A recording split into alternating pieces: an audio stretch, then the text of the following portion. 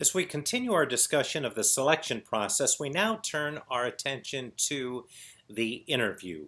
And a couple of important notes about the interview is, first of all, this is our opportunity to really narrow the applicant pool. Now, you need to remember that this is the most expensive part of the process. That is, oftentimes we're flying people into interview, we're getting managers and supervisors and maybe some team workers to give up part of their day to interview these applicants. So we want to make sure as a human resource department that we have really good candidates in front of our managers and supervisors at this point in time.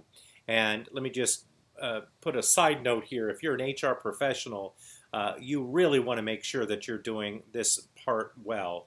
If you put somebody that's not even begins to be qualified for a position in front of your manager, they're going to think that you're actually a performance problem. So make sure you get these preceding steps done and done right. Now, more frequently, and its possibility to limit cost is actually, again, to do these online interviews via tools like Zoom or Skype. There's many tools out there to do that.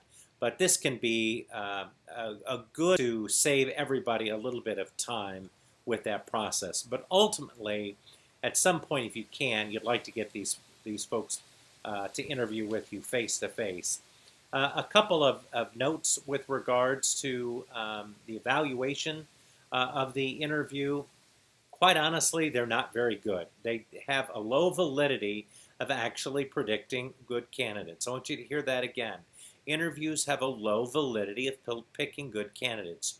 Why is that? It's because we as interviewers get swayed by one piece of data and we kind of get tunnel visioned, and we have what's called a horn or halo effect about the candidate that's being interviewed.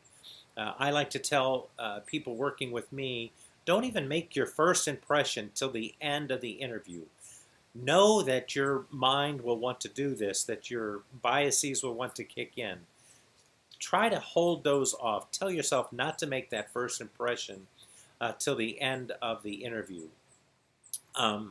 What you can do, however, you can have the same list of questions that you use for every applicant to make sure that it's fair and consistent.